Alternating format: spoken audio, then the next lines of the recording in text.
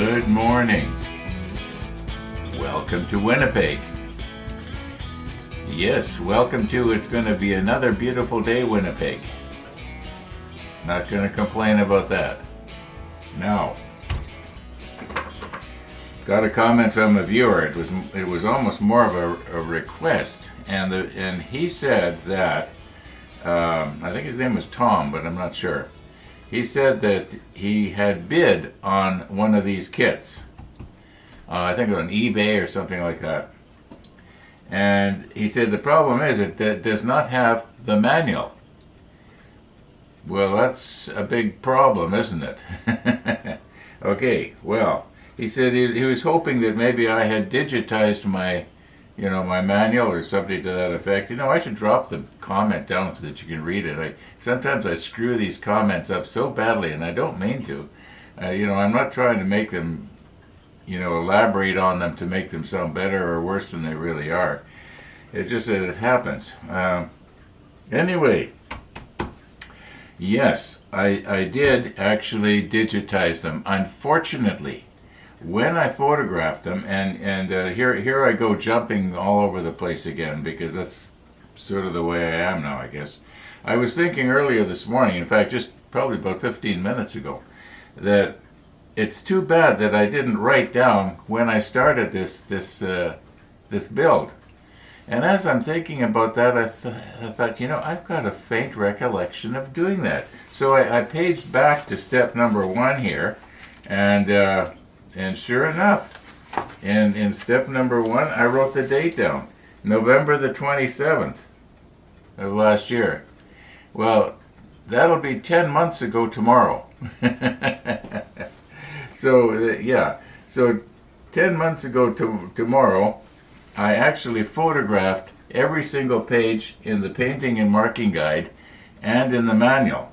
Now, the painting and marking guide didn't come out too bad, but the manual it's almost solid white. I mean, there's a lot of black lines in it and so on, but it's probably 90% white. And what I did was I set my camera for the absolute best, like the highest bit rate, best f-stop for sharpness, the whole spiel. And I hung it on that overhead thing and had it aimed down here. And I individually photographed every page. Now, each one of those photographs is up to well over a 20 megabyte JPEG. I mean, that's huge. I can't, to email something like that, I was checking yesterday, I thought at first that I could only email an attachment that was 20 megabytes, but now Microsoft has upped it to 32, I think. But, I'd have to send all these different emails. So what I'm doing right now is I'm trying to resize them. And yesterday I spent quite a bit of time trying to transfer everything from that file to a PDF. Well, if you transfer it to a PDF, it reduces it only by about a third. But earlier this morning I was checking around, and I found that I can reduce them even more using Photoshop, Adobe Photoshop. I just have the cheap version of Photoshop. I don't have the industrial version that you can do everything with.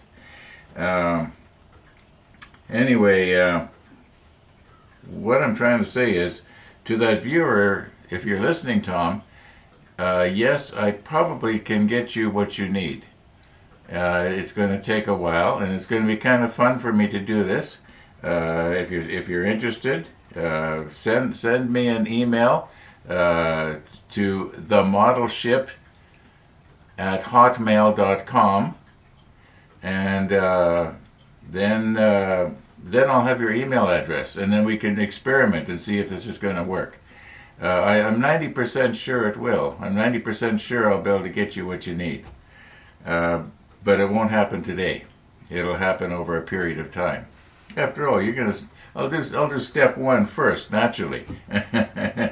But by the time you get to the end of the manual, we'll have it all uploaded onto. Well, I was checking another thing. Is there's this thing called OneDrive, where you can actually load a whole bunch of, you might say, wordy documents onto it. And but I don't know if I want to get into that. I just want to keep my system simple here. I'm kind of leery about having storing my stuff in the cloud. You know, I'm afraid that if the cloud rains, it's gonna rain out all my data. You know, I don't know. Maybe it's a foolish way of looking at it, but I like to have all my data stored on something tangible. You know, it used to be floppy disks. In fact, when I started, I think it was a 5.25-inch square floppy disk, and the computer was so old it didn't even have a hard drive, and that's how it booted up. You put this floppy disk in, and then it grunted and groaned, and eventually it came up, and it was a green and white screen, and I thought that was great.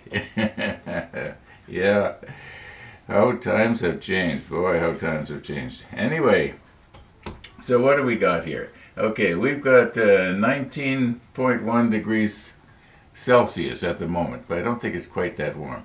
But it's probably at least 15. The walkers did come by. I saw them. The sun did rise. I saw it. And now, so are you, because I'm going to put it overhead here.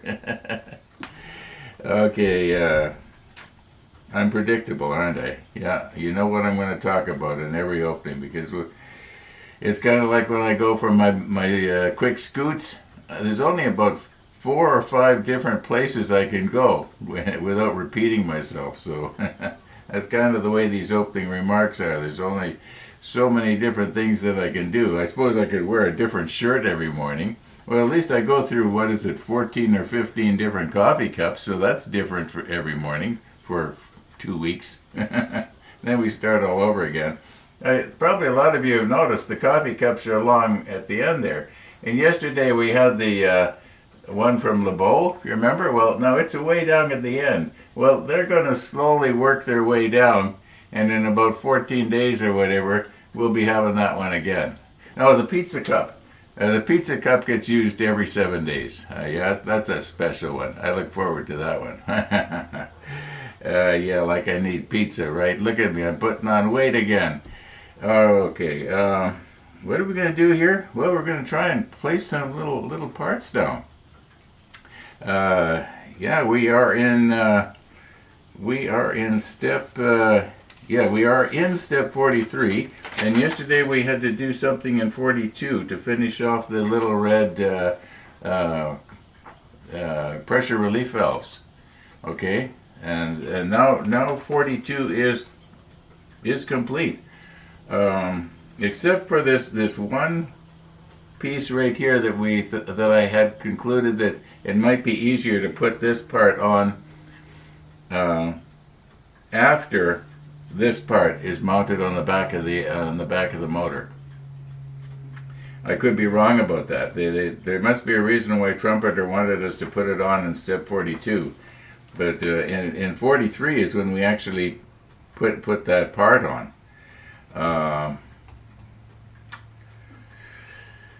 Actually, you know what? We could probably do that next.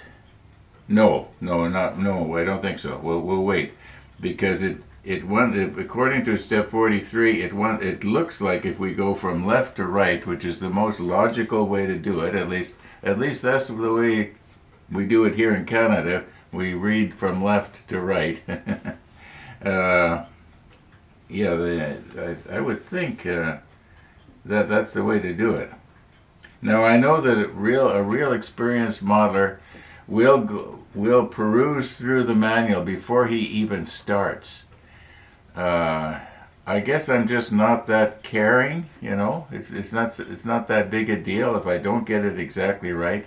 I'm not going to lose sleep over it. But there probably are people that are so meticulous and so, you might say, good at this.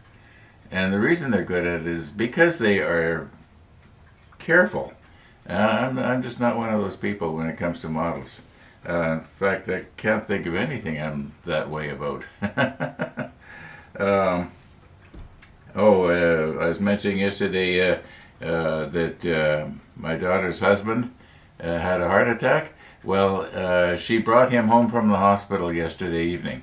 So he's home, and the doctors and everybody are telling him to take it easy. Now, that's going to be hard for him. For me, it would be easy. I take it easy all the time. Even when I'm out on my quick scoots, I'm relaxed. Sometimes I'm so relaxed I have to be careful I don't fall asleep. Well, it's not that bad, but I think my heart rate probably goes down. Unless somebody pulls in front of me and I have to quick slam on the brake. Anyway, are we ever getting off the subject? Let's recompose here and start up here with these. All of this stuff is made and painted now. It's just a case of sticking it in the right place on the block. So why don't we do that? Let's recompose and see if we can do this. Okay, it says make 6.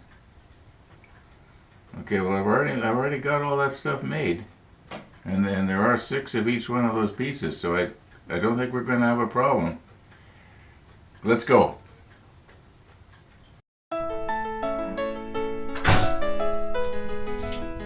Did you find him?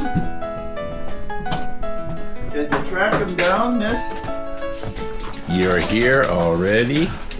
You snuck in on me, did you? Oh! I wasn't ready. I wasn't expecting you. Yeah. Okay. Let's get myself straight here. Wake up and smell the garlic. You can smell it, eh? Mm-hmm. Yeah, that's from Merv. Mm-hmm. And now just hang on a second. We're going to have to break that up because what I've done here for you is this piece of dog goodie was in my safety outfit, and it was kind of dried out. So you don't get that whole thing.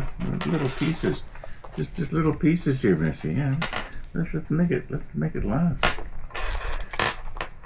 Yeah, I don't think she'll hurt her throat on these. Good. Let's wait. All right. There's a little piece right here. You got it? Yeah, that's it. You got everything. You can lick my fingers clean, get out every little bit of flavor off of them, are you? Is that the way? Here. Oh, here's some right here. You missed some. Come on. She understood. Yep, she does. Yeah, she has a lot of words, actually. Yeah. Okay, good girl. She watches her mommy make the bed every day, and now she makes her bed too. She spreads that blanket from corner to corner to corner in her kennel.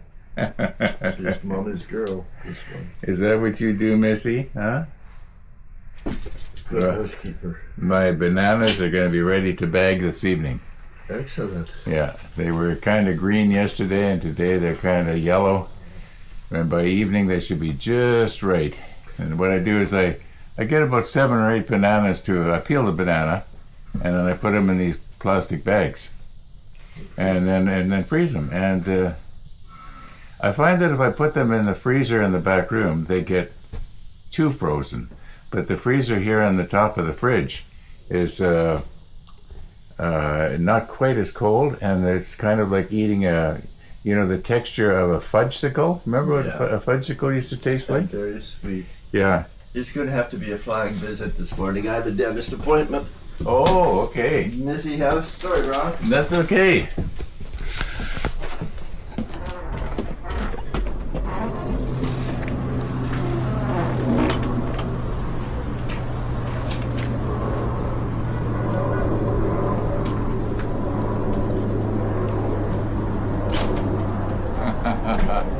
Now that was a flying appointment, or flying visit.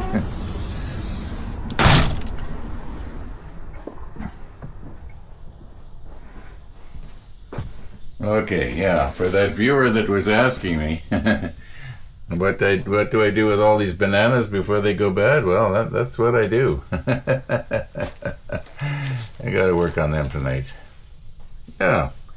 All sorts of crazy things you do when you get old. All right, let's get back here.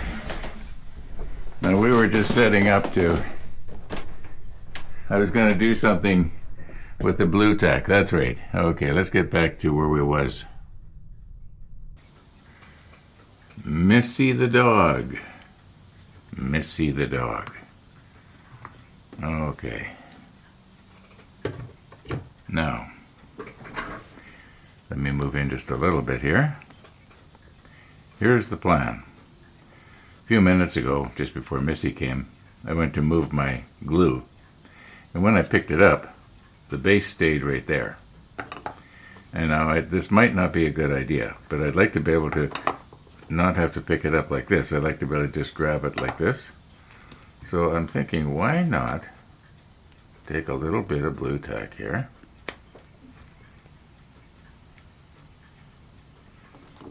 And if I was to kind of put it on the corner there, I don't think I need to do a whole lot.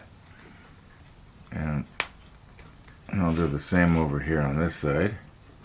Now, if this doesn't work, I can always take it back out. And when we press that down into place, like that, yeah. Who says I'm stupid? Yeah. All right. Now, we are, at the moment, probably going from left to right. In your case, it would be from bottom to top. The S15 is the first piece we have to try and stick on. And that is this piece right here. It's nice when these parts are so distinctively different that you don't need to worry about putting the wrong piece in the wrong place, because it just plain won't fit. Okay, now let's recompose here and see where is this going to have to go here. Okay, it looks like it comes down, and there must be a little hole in the top of that. Well, we'll put the macro lens on and have a nice close look.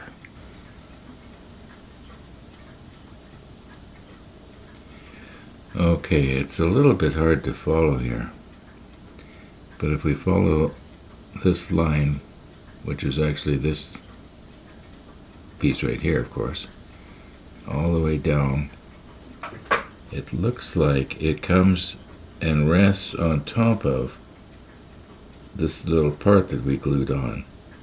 I know what they're trying to depict here because I was looking at it a minute ago. We'll recompose here, and I don't know if I can show you on the other drawing where it shows. Let's see if I can get it over there.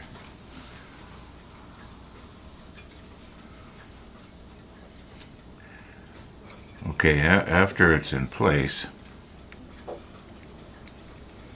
Okay, here we go. After it's in place right there, it goes down around and then sort of lays on the side of the part of the flywheel or whatever that is. Yeah, so that's the way it goes. Then there's going to be another tube that goes kind of parallel to it.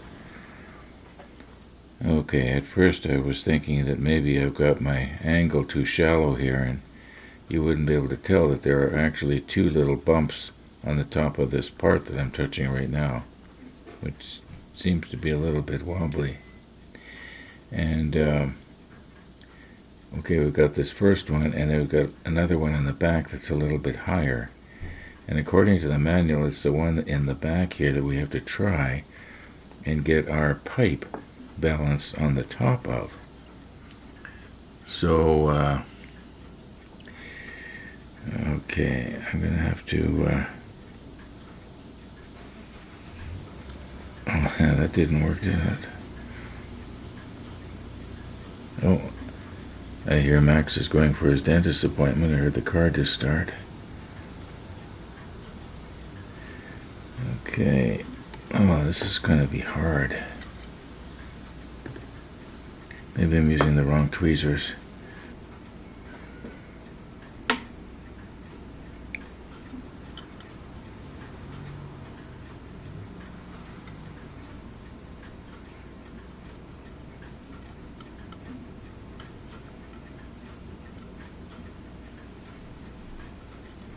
I wonder, would this maybe work better if I was to lay it on its side?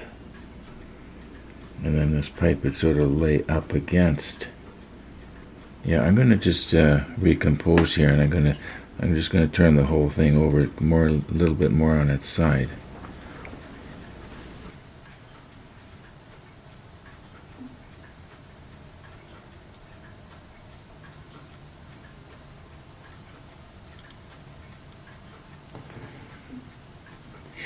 Now, if I was to glue this in place, and then before it actually crystallizes, I use the word crystallize, but that's not correct, I guess, then I could swing this bottom part up,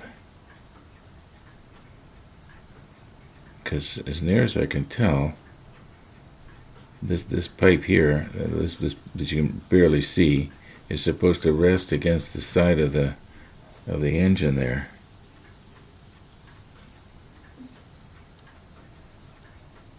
Well, let's just do that. Let's just get a little bit of glue on the end of this piece right here, and glue that in place.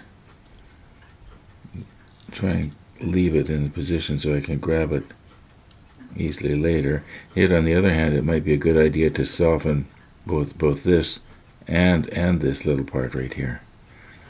Yeah, just let me recompose a bit here.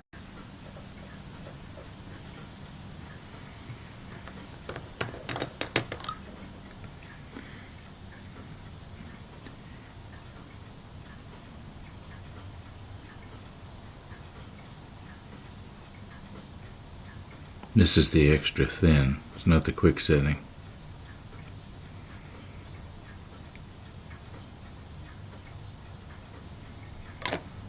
That may not be enough.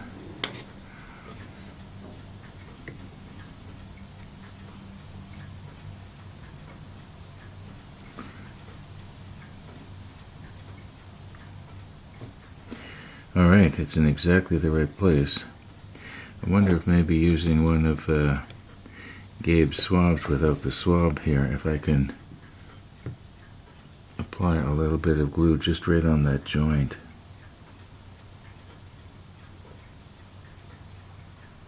Oh, it's not exactly where I wanted it. See if I can get it to wick back up onto the... There, it's wicking back up onto the pipe. Okay, now when that dries or evaporates, it should be, we should still have the detail there. We'll check it out later. And we'll wait a few minutes before I start putting any stress anywhere else on the pipe, because it's the bottom part of the pipe, you can't see it, but it's not quite in the right place. Okay, quite a bit of time has passed here, as you can see if you can read the clock. And Max was just by with Missy again for Missy's afternoon treat. Missy comes by 3 times a day. And anyway, when Missy got back into the house there this morning, Lorraine said something to the effect of, "What's that? Smells like garlic on your coat," to Missy. And of course Max was explaining that Ron was making soup with garlic in it. Strong and got into her coat? Yeah, how many cloves did you use? Did you pressure cook it? 5. 5? Holy Jesus. Well, that would explain it. Most people use 1. I'm not supposed to put as many cloves of garlic in my soup as I did. So this soup is probably going to be extremely healthy. Now this tube that I'm holding onto right now has to somehow go aside this one here, which I have not yet fastened down. And I just thought it might be nice if I could get this into the place it's supposed to go, which I think is something like this right here. Yeah, that's the way it's supposed to go. This part is supposed to go around just the way you see it there. and then both these tubes, they go parallel to each other, and they're supposed to come out down here at the bottom together. I think we'll be working on that probably tomorrow, because it is getting on, and I do want to get out. And when I was outside there just now visiting with Max and Missy, it was beautiful weather, but extremely windy, which kind of takes the fun out of bike riding. But you know, I've done it before a few times, and I'm sure I can do it again. Anyway, I'm gonna wrap her up here.